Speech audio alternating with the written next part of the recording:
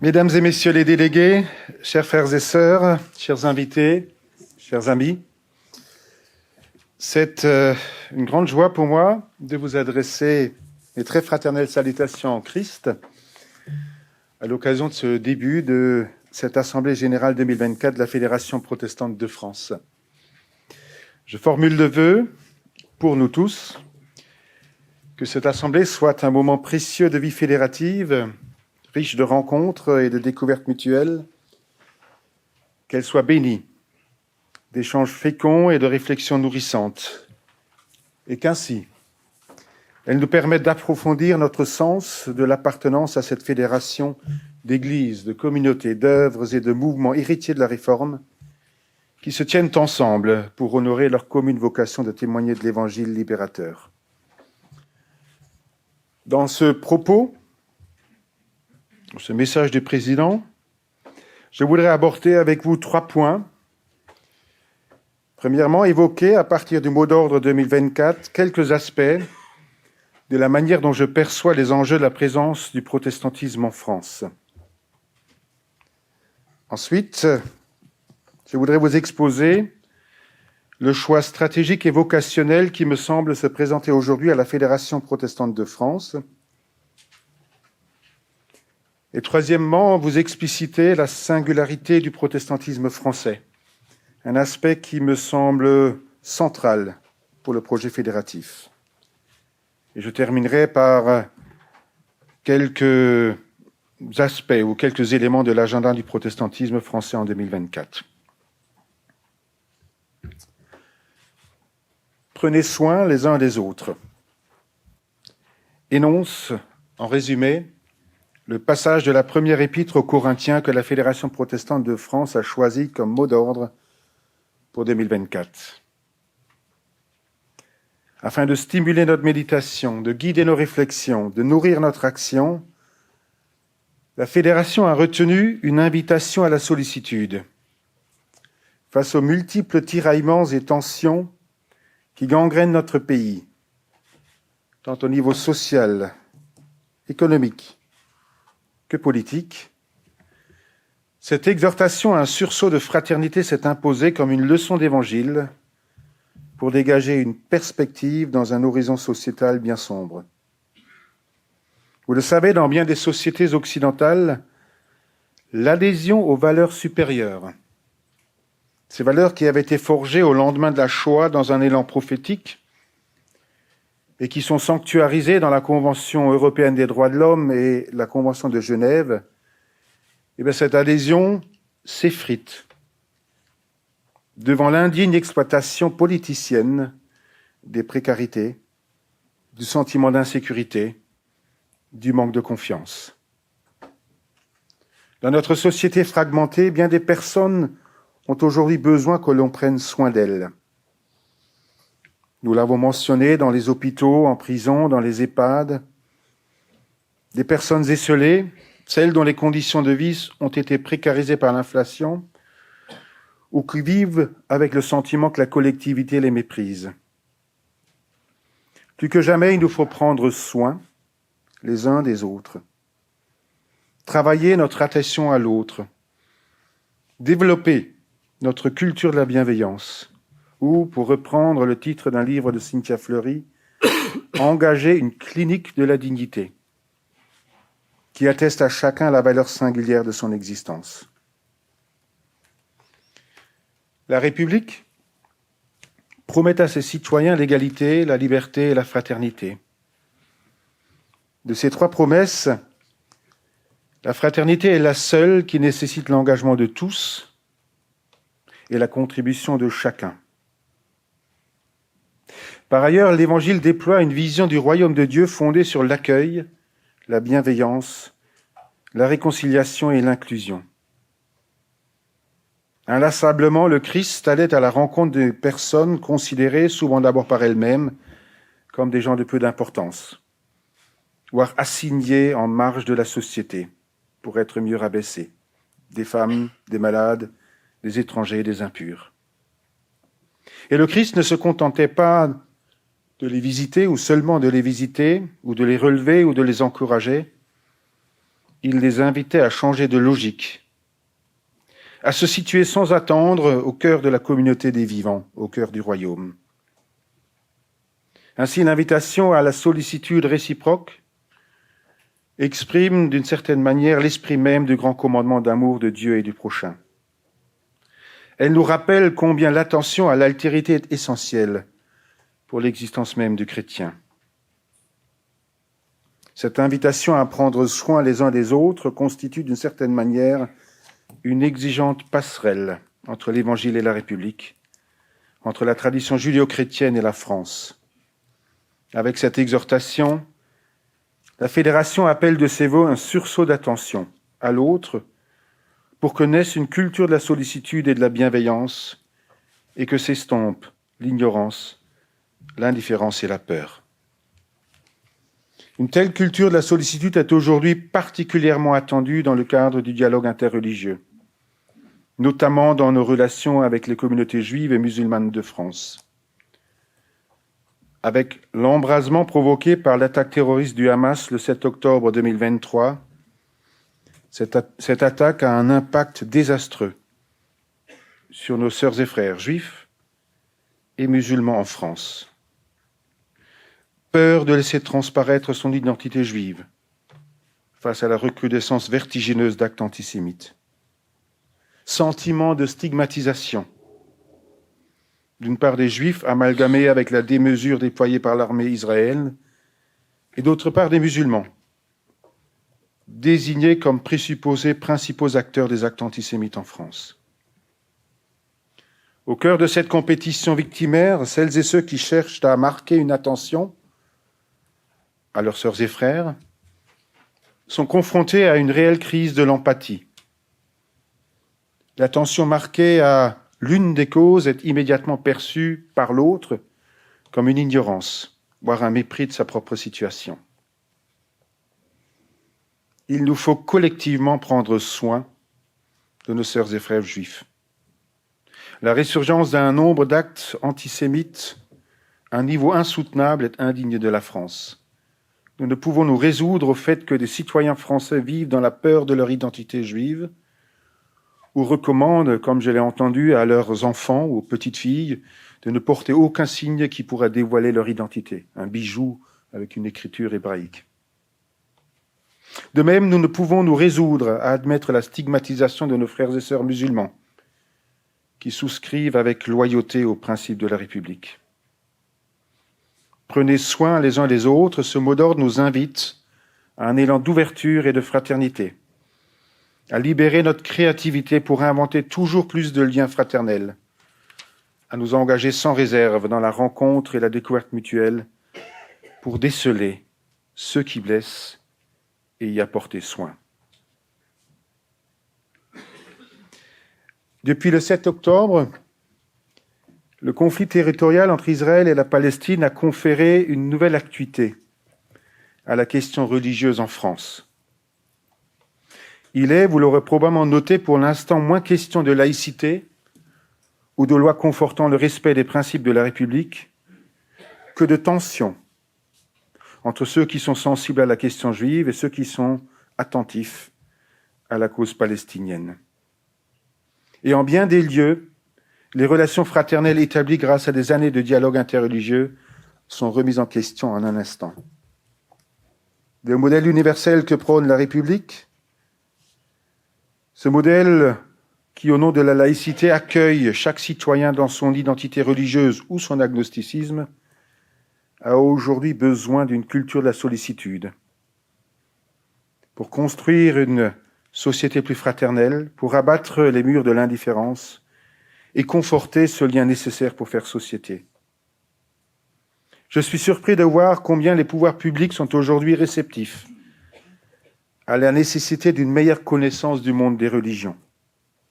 Combien ils sont demandeurs de réflexion pour garantir auprès de la jeunesse une meilleure éducation au dialogue interculturel et interreligieux. Des programmes de formation comme Emouna à Sciences Po et l'IHEMR, l'Institut des hautes études du monde des religions, suscitent un intérêt grandissant. Les églises, tout comme les communautés, œuvres et mouvements, gagneraient à favoriser la participation de leurs acteurs, de leurs responsables, de leurs pasteurs, de leurs cadres à ce type de formation. Formation à la laïcité, au monde des religions, formation qui associe des étudiants de toute origine cultuelle et des agents de l'État. Dans un tel contexte, les protestants sont attendus.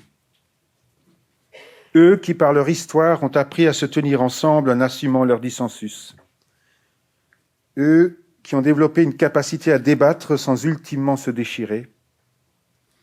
Eux qui savent se fédérer pour conforter leur témoignage et vivre leur idéal de service de la cité. Aujourd'hui, c'est précisément là que nous sommes attendus.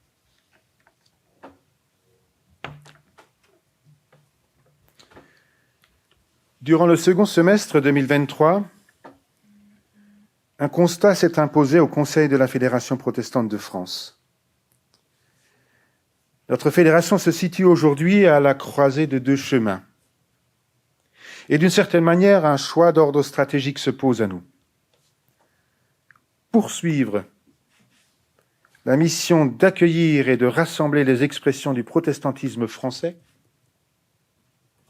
au risque d'accueillir des églises plus instables parce que plus jeunes, peut-être plus tributaires d'une figure charismatique, peut-être marquées par des influences culturelles exogènes, ou alors, deuxième option, recentrer notre périmètre sur des églises bien établies et des œuvres bien établies, sécurisées dans le cadre d'institutions stables et éprouvées par des décennies. Ce choix se pose dans un contexte dont je vais mentionner trois aspects. Premièrement, où se multiplient les velléités d'adhésion à la fédération. En effet, la loi confortant le respect des principes de la République a provoqué un élan d'adhésion.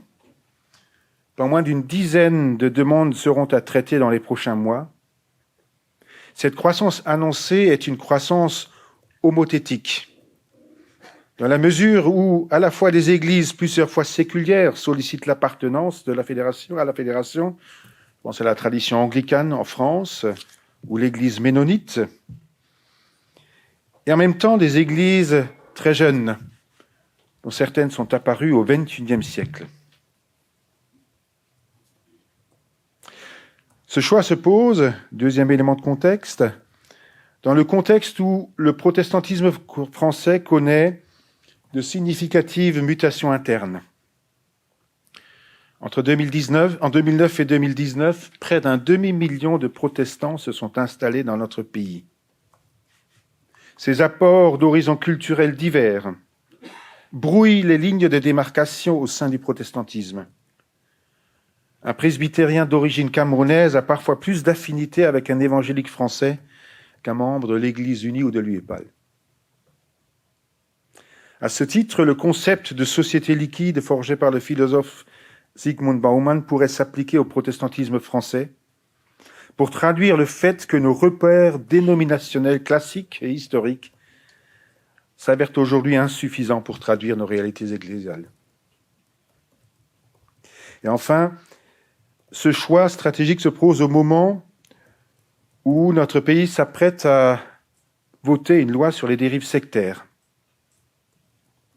L'État français veut se doter de moyens pour mieux protéger les citoyens contre les abus de l'assujettissement religieux.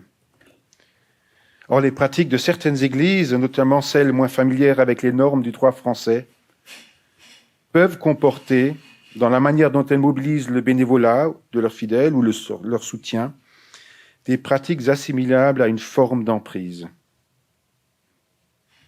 Dans ce contexte, à la fois donc d'un élan d'adhésion, de profonde mutation interne du protestantisme et de risques de dérive à conjurer, les statuts de la Fédération protestante énoncent clairement comme vocation de notre fédération celle d'accueillir et de rassembler les expressions du protestantisme français.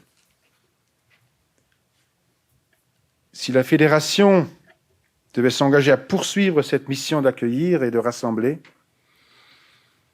deux questions se poseront légitimement. La première, est-ce que cet accueil est inconditionnel? Existe-t-il un périmètre? Y a-t-il un récit commun? 4 points ou 4 éléments permettent d'esquisser ce périmètre ou ce récit. Le premier, c'est la capacité d'altérité, la volonté de se tenir ensemble en assumant nos dissensus. Le deuxième, c'est l'adhésion aux convictions et aux engagements énoncés par la charte de la Fédération protestante de France. Le troisième, c'est l'adhésion sans réserve aux lois de la République et aux principes de la laïcité. Et le quatrième, c'est la volonté effective d'apporter une contribution à la vie de l'instance fédérative du protestantisme. Et la deuxième question qu'il faudra se poser, faut-il prendre des mesures pour gérer le risque? Quel accompagnement pour les églises plus jeunes? Quelles mesures statutaires pour protéger et conforter l'image de la fédération? En 2024, le Conseil de la Fédération sera amené à travailler sur ce sujet. Il lui appartiendra d'identifier là où les options à proposer à une prochaine Assemblée générale et d'élaborer les mesures d'accompagnement pour l'option retenue. Je souhaitais ici, en explicitant cet enjeu aussi longuement, vous associer dès à présent à ces réflexions et offrir un espace d'échange en amont de ce travail, par exemple après mon intervention. J'en viens à mon troisième point qui, d'une certaine manière, prolonge cette réflexion, non pas en parlant du périmètre, mais peut-être en parlant du récit du protestantisme fédératif. Dans notre pays, quand le protestantisme, cette minorité religieuse, partie intégrante de l'histoire religieuse et culturelle de la France, est identifié par une personne, il suscite en général une forme d'attrait. On nous reconnaît un esprit d'ouverture, une capacité de dialoguer avec la culture contemporaine, une éthique construite à la confluence d'un regard critique, d'une liberté de parole et d'un sens de la responsabilité, une pensée théologique digne d'intérêt. On voit dans le protestantisme une religion non cléricale, moins rivée à la célébration des mystères éternels qu'à l'attention qu'elle porte à la vie des humains et à la société. Une famille confessionnelle fortement engagée dans l'action éducative, sociale et culturelle. A contrario de cet attrait, la diversité de ces expressions rend parfois difficilement perceptible la nature même du protestantisme. Les nuances théologiques, spirituelles, ecclésiales, culturelles, forgées durant des siècles, qui certes constituent notre richesse, tissent un voile d'opacité pour qui voudrait discerner l'essence singulière de cet archipel ecclésial. Il n'est pas rare que, pars pro toto, l'attention pour une situation particulière ou une branche particulière du protestantisme impacte l'image globale de ce dernier. C'est notamment la difficulté rencontrée avec la série de 3 documentaires produits en avril 2023 par la chaîne Arte sur les évangéliques à la conquête du monde. Dans celle-ci, le monde évangélique français était assimilé à une branche particulière des evangelicals américains, un parallèle hasardeux, contestable, entre d'une part des nationalistes blancs d'outre-Atlantique et d'autre part un monde évangélique français en quête de reconnaissance, revendiquant l'héritage de Martin Luther King et constitué notamment de Français afropéens. L'action de la fédération doit relever en fait un triple défi. Promouvoir l'image d'une minorité, lutter contre la distorsion de cette image quand l'attention médiatique se focalise sur un sujet sulfureux, et écrire le récit singulier de cette pluralité. Depuis sa création, la Fédération protestante de France atteste de la force de cet état d'esprit fédératif et de cette capacité du protestantisme français à se tenir ensemble dans le dissensus, à cultiver une écoute respectueuse dans le débat, même vigoureux, à persévérer dans l'action et la représentation commune, afin d'écrire ensemble le récit de la singularité du protestantisme. Les membres de la Fédération se tiennent ensemble en ce qu'ils se reconnaissent mutuellement des chrétiens héritiers de la Réforme qui ont fait leur les principes théologiques du salut gracieux, reçus en confiance, adossés à l'autorité d'une parole à interpréter qui se fait parole de Dieu pour chacun. En cela, les protestants sont moins une religion du livre qu'une spiritualité de l'étude et de l'interprétation. Car croire, c'est chercher et non détenir un savoir. Croire, c'est penser et non asséner des vérités éternelles et liberticides. Croire, c'est inscrire au cœur de son existence la relation au tout autre et le lien à l'autre. Croire, c'est vivre de confiance et agir en espérance. Ensuite, la fédération, ou les membres de la fédération se tiennent ensemble parce qu'ils adhèrent à des principes d'une ecclésiologie non cléricale, qui fonde une gouvernance de ces institutions sur la collégialité, la synodalité, les mandats limités dans le temps, et qui érige son témoignage sur le fondement du sacerdoce universel des croyants. Et enfin, les membres de la fédération se tiennent ensemble, vous voyez que j'essaie de décliner un peu cette singularité, se tiennent ensemble par un commun élan d'une foi en action, d'une spiritualité en quête de pensée, d'une culture du débat en quête de connaissances approfondies et d'intelligence collective. Je crois qu'il nous faut continuer, sans nous lasser, à écrire ensemble le récit de la singularité de ce protestantisme, dont l'histoire a construit la si riche diversité. À cette fin, la Fédération va penser les projets et mener des actions dans le cadre de son projet stratégique. Car elle est bien cette famille d'églises, de communautés d'œuvres et de mouvements que tient ensemble la conscience d'une identité commune et le sens partagé du bien commun. La Fédération se tient ensemble, ou ses œuvres, ses églises, ses mouvements et ses communautés se tiennent ensemble, non seulement pour leur propre intérêt, mais bien pour vivre nos convictions, conforter notre témoignage et servir les humains. Que toutes celles et que tous ceux qui au quotidien incarnent le témoignage du protestantisme portent sa présence au monde en posant des actes de foi, d'espérance, de sollicitude, trouvent ici l'expression de ma profonde gratitude.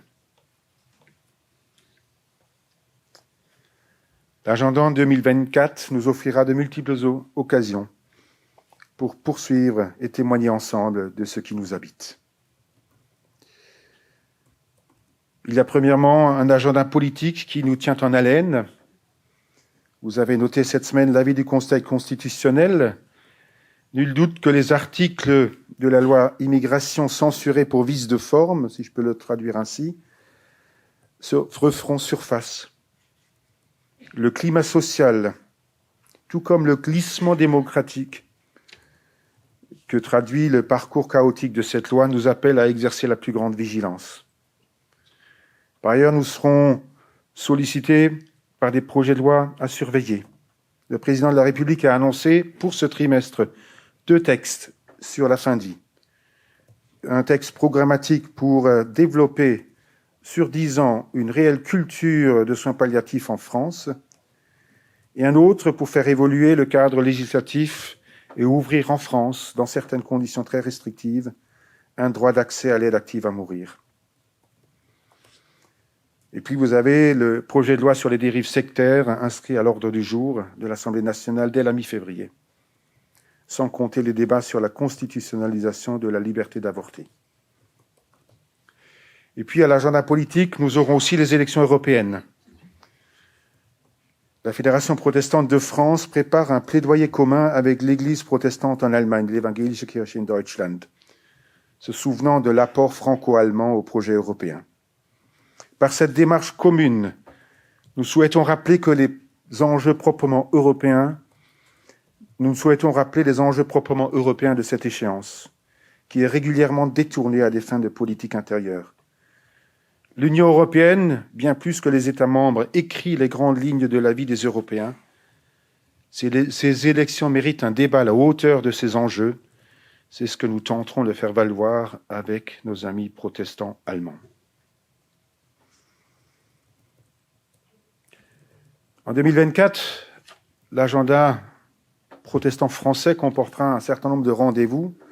Le 170e anniversaire de la création de l'aumônerie protestante aux armées, que nous envisageons de commémorer dans le cadre d'une célébration œcuménique aux Invalides et d'un ravivage de la flamme du tombeau du soldat inconnu. Le 100e anniversaire de la présence de l'Église protestante arménienne en France, le 50e anniversaire de la création de l'ACAT et le 30e anniversaire de la mort de Jacques Ellul. Nous ne manquerons pas de nous associer aussi, par un geste symbolique, au 150e anniversaire de la naissance d'Edmond Flegg, fondateur avec Jules Isaac de l'amitié judo-chrétienne.